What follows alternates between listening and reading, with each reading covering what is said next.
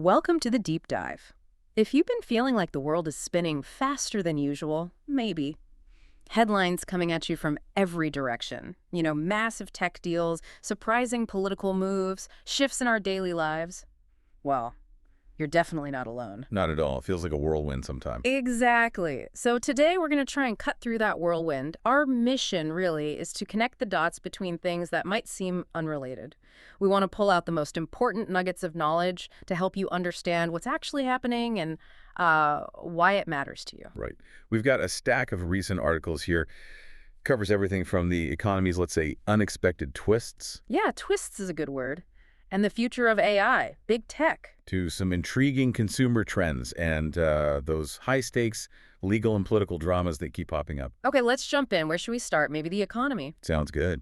That soft landing narrative seems to be hitting some bumps. Yes, serious turbulence, I'd say. The August jobs report just dropped, and wow, some surprises in there. Definitely. Only 22,000 jobs added. Right, just 22,000. That's way off the 75,000 economists were projecting. And unemployment ticked up a bit, too, to 4.3%. Yeah, and what really made me pause, though, was the revision. June's numbers. They went from a gain to a net loss of 13,000 jobs. That's a big revision. First monthly decline since, December 2020? Exactly. It ended that 53-month growth streak. So for you, the job seeker out there, this kind of paints a picture of, well, people are calling it a frozen labor market. Or the worst game of musical chairs, I heard one analyst say. Fewer opportunities than a year ago, for sure. So what does this immediate weakness mean for, say, the Fed? Well, that's where it gets interesting. The impact on policy expectations was immediate. This week report has dramatically reinforced the idea that the Fed will cut rates at its September meeting. Like locked in. Pretty much. Traders are pricing in a 100% chance of a quarter-point cut. There's even like a 12% chance they might go for a half-point move. Wow. And are we seeing market reactions already? Oh, yeah. The 10-year Treasury yield hit a 5-month low. And mortgage rates. The average 30-year fixed rate dropped 16 basis points, down to 6.29%. 16 points in one day. Yep. Biggest one-day drop in over a year. And for you, if you're looking at, say, a $450,000 home, that could mean saving about $169 a month. That's real money. But hang on, if the job market's weakening, leading to rate cut expectations, what about those warnings like from Joseph Stiglitz about tariffs? Haven't they been saying the market hasn't fully priced that in? That's the million-dollar question, isn't it? It feeds right into this idea of a September storm. Okay, explain that. Well, Stiglitz's point about tariffs is key. We've already seen 4 straight months of manufacturing job losses, right? And that's strongly linked to tariff uncertainty. Because businesses don't know what costs will be. Exactly. And those tariffs, by raising import costs, could very well push inflation back up. Remember, inflation is already above the Fed's 2% target. Core CPI is sitting at 3.1%. So the Fed might be cutting rates because of jobs, but tariffs could be pushing inflation the other way. Precisely. You've got rate cut hopes colliding with sticky inflation, these escalating trade wars. It's creating this perfect storm of global market volatility, makes that soft landing feel a lot less certain, much bumpier. And just when we need clear data to navigate this, there's this other layer, the politics around the data itself. Yes. The BLS situation. Right. The Bureau of Labor Statistics Commissioner Erica McEntarfer was fired by the president. And this was right after a weak July jobs report and those downward revisions we mentioned. I mean, it was certainly notable. And then Commerce Secretary Howard Lutnick comes out publicly predicting jobs reports would get more accurate. He said, and I'm quoting here, "You'll take out the people who are just trying to create noise against the president," and that the agency would now be, quote, on Trump's side. That's quite explicit. And then Kevin Hassett, a White House economic advisor, suggested the August report would revise up, even before it came out. What does this kind of political intervention do to trust? Does it just erode public confidence in the numbers we rely on? Well, it certainly risks doing that. It's a critical point. The big concern isn't just whether markets discount it, it's how it might influence actual policy if the data itself starts to be seen as compromised. Because these agencies are meant to be impartial. Exactly. Historically, agencies like the BLS have guarded their apolitical stance fiercely, firing a commissioner after bad numbers, having officials say the agency will be on their side. It creates a perception, whether it's real or not, that the data could be massaged. And businesses, investors, They need that impartial data for making huge decisions. Absolutely. If that integrity is questioned, it injects this huge amount of uncertainty into an already shaky economic picture, makes those critical decisions way harder. Okay, let's shift gears. From the macro economy to the bleeding edge of tech and AI. Things are moving incredibly fast there, too. Understatement of the year, perhaps. Look at the AI chip race. It's absolutely red hot right now. Chipmaker Broadcom, their stock just soared. Yeah. Why? They announced a new $10 billion customer for their custom AI chips, the XPUs. 10 billion. Just one customer. Right. They didn't name them, but the speculation is intense. Analysts at Mizuho, Cantor Fitzgerald, KeyBank, they're all pointing fingers at OpenAI. And the Financial Times reported they co-designed a chip coming in 2026. That's the report. OpenAI hasn't commented, naturally, but Broadcom already has Google, Meta, ByteDance, the heavy hitters, as its top XPU customers. So they're really positioning themselves alongside NVIDIA at the absolute forefront. No kidding. Stock's up 130% in the past year. Market cap over $1.6 trillion. But here's what gets me thinking. This sheer scale of investment in custom AI chips, what does that really signal about where AI is headed? Is it just about more power? That's a really insightful question. I think it signals something more fundamental. This huge investment, especially in custom chips, suggests a strategic shift. Big tech isn't just relying on off-the-shelf GPUs from folks like NVIDIA anymore. They want their own secret sauce. Exactly. They're betting on proprietary hardware for the next big competitive advantage in AI. They're bringing chip development in-house. Which could mean... Well, it could fragment the AI hardware market quite a bit. Makes you wonder about future interoperability, if everyone's got their own custom silicon. Right. It becomes harder for systems to talk to each other. It's a move to control the entire stack, basically. From the chip itself right up to the AI models. Gives them a potential edge in performance, cost. Yeah. Especially as these AI workloads just keep getting bigger and bigger. Fascinating. And speaking of big tech and big ambitions, Elon Musk. Always part of the conversation, isn't he? Seems like it. Tesla's board is asking investors to approve a new pay package for him, and the potential value is staggering. $175 billion. Yeah. But it's tied to these incredibly ambitious goals. Mars shot milestones, they're calling them. Like what? Like Tesla hitting an $8.5 trillion market cap, delivering 20 million vehicles a year, deploying 1 million robotaxis. Okay, those are definitely Mars shots. Yeah. Especially the market cap. And the plan would also significantly boost Musk's voting power. Plus, shareholders also have to vote on Tesla investing in his other company, XAI. Right. Now, how does this square with? Didn't a court already throw out a previous, much smaller pay plan? Exactly. That's the context. A Delaware court ruled a prior $56 billion plan was excessive and improperly granted. So, asking for this much now, what's a realistic expectation for investors? Is there a risk they push back hard? That's the tightrope Tesla's board is walking. It's a huge gamble. On one hand, you have Musk's track record. He has hit seemingly impossible goals before. Sure. On the other hand, that Delaware ruling casts a really long shadow, this new proposal. It just highlights Musk's incredible ambition, his focus way beyond just EVs, the Optimus robots he talks about. He claims they could eventually be 80% of Tesla's value. So the board is betting he's irreplaceable, and these moonshots are what justify the company's valuation. Essentially, yes.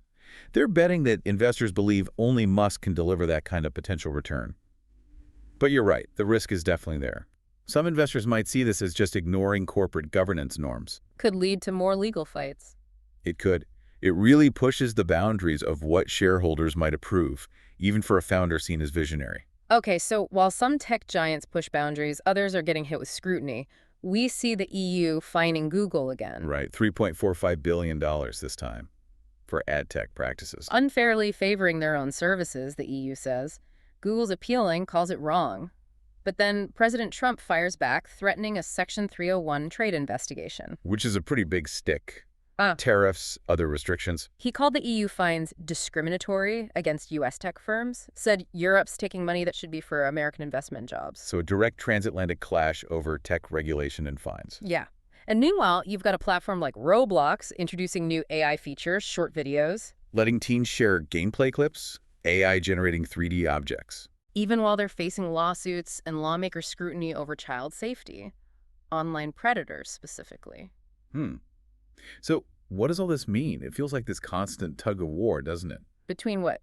innovation and consequences. Yeah, fostering innovation, trying to ensure a fair competition, but also dealing with really critical ethical stuff, safety concerns, especially with AI moving so fast. It's a global balancing act, and nobody seems to have quite figured it out yet. Let's pivot maybe to something a bit more tangible. Consumer habits, cultural shifts. Okay, where are we seeing changes? Well, look at high-end credit cards. The Chase Sapphire Reserve, now $795 a year. Oof, steep. It is. But let's unpack it for you, the listener. Does the value line up? You get a big welcome bonus, 125,000 points, maybe worth up to $2,500. Okay, that helps offset it initially. Plus up to $800 in annual travel credits. That's a $300 flexible credit, plus $500 for their fancy Edit hotel stays, airport lounge access, extensive with 2 guests. That lounge access is key for frequent travelers. And $720 in dining benefits, like a $300 annual dining credit, plus Dash Pass. DoorDash's subscription.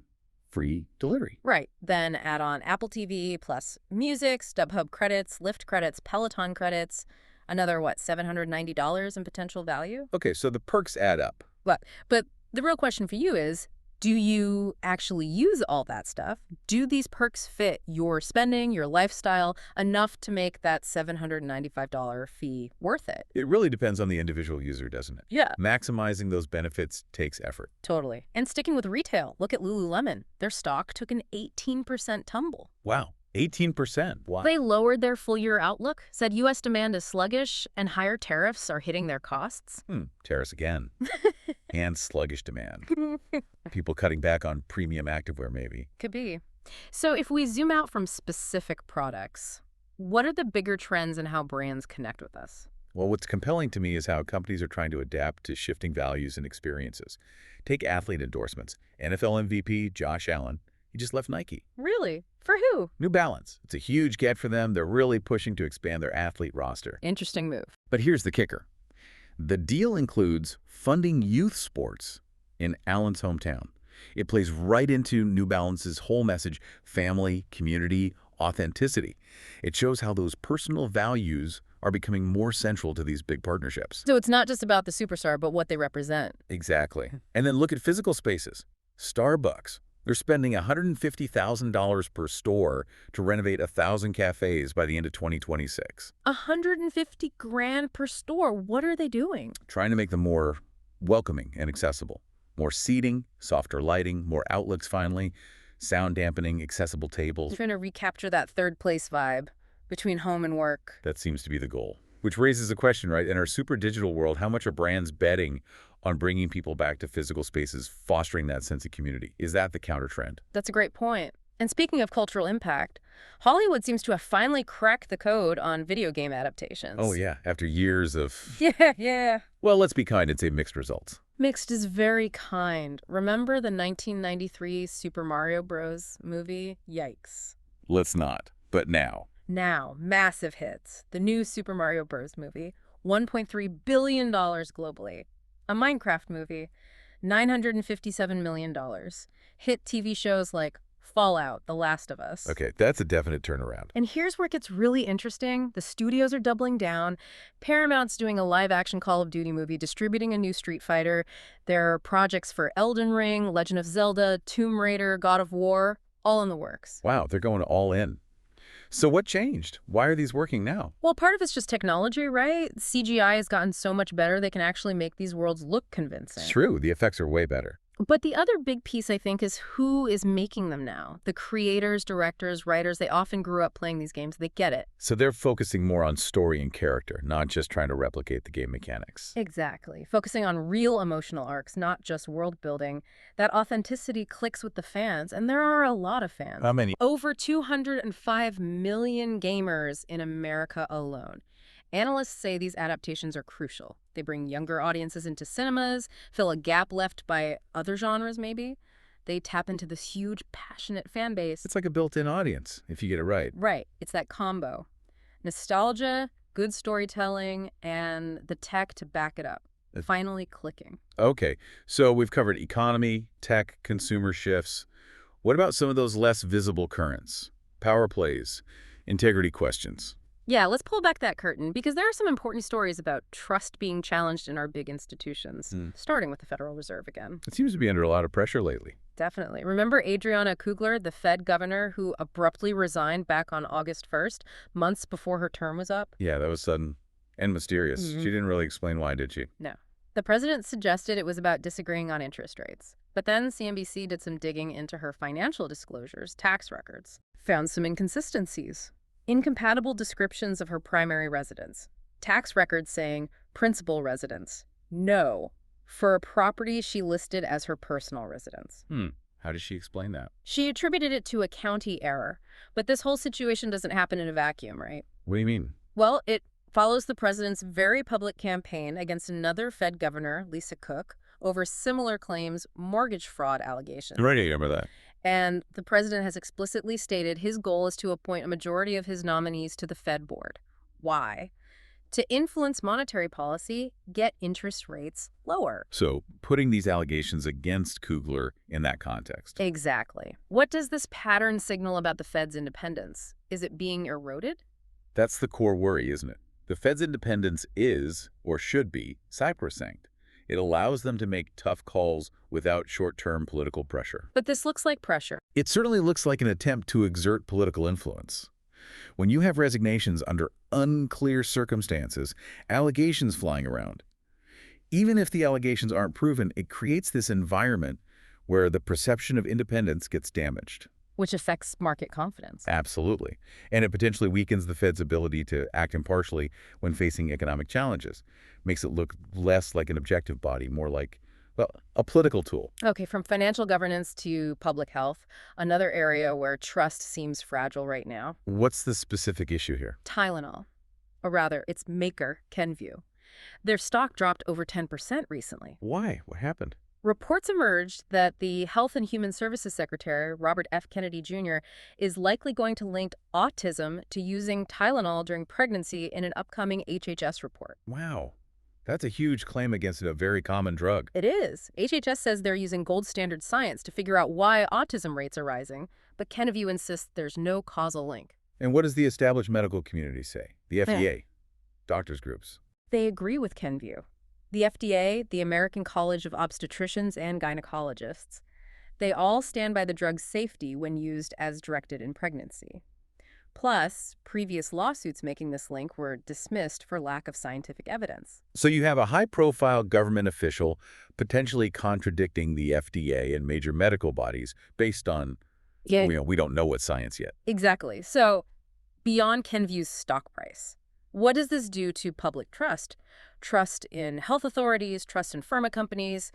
When something so widely used gets caught in this kind of debate. It's incredibly challenging. It really highlights how scientific consensus itself can become a battleground in the public square now. Especially with information and maybe misinformation spreading so fast. Precisely. One high-profile challenge, especially from someone with political standing, can really sow doubt about decades of medical understanding. It forces health bodies and companies to not just have the science, but to communicate it effectively against powerful, often very emotional counterclaims. And for the public, just confusion and potentially erosion of trust in the very institutions meant to provide clear, evidence-based guidance.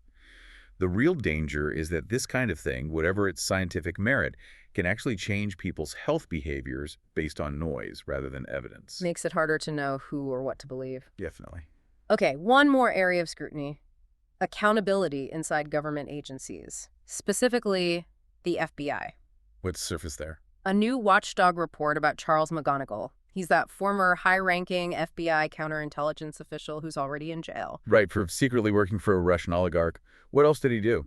Well, the report says he tipped off a Chinese energy firm, CEFC, about an active FBI investigation into them. A counterintelligence official tipping off the target of an investigation. Yes. The report called it disgraceful conduct that intentionally damaged an important criminal case. Okay.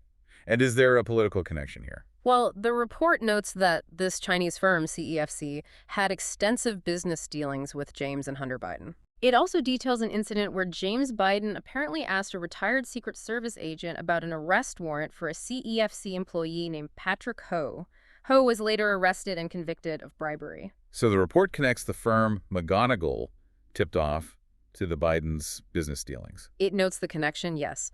But, and this is important, the report doesn't allege any legal wrongdoing by the Bidens themselves, nor does it say Hunter Biden was involved in McGonigal's misconduct with CEFC. Okay, so no direct allegation against them in this specific report. Correct. But what does this whole tangled web of the foreign business interests, the national security probe, the high-level political names nearby tell us about the need for transparency and accountability inside agencies like the FBI? It really underscores that perennial challenge, doesn't it? Maintaining integrity when individuals hold positions of immense trust and access. The potential for compromise seems high. It is. When a senior counterintelligence official gets compromised, whether by foreign interests or just personal greed, the damage can be huge, tipping off a target. That's a fundamental breach. And the political links just add more scrutiny. They do. Even without direct allegations against the Bidens in this instance, the proximity raises questions and fuels political debate. It just highlights why incredibly robust internal oversight, strict ethics rules, and real accountability are absolutely non-negotiable. To prevent misconduct, but also just to maintain public trust in these critical institutions. Exactly. The opaque nature of a lot of this stuff, foreign deals, intelligence work, makes it hard for the public to see clearly. Which is why transparency, wherever possible, is so vital, even when it's politically uncomfortable. Wow, okay.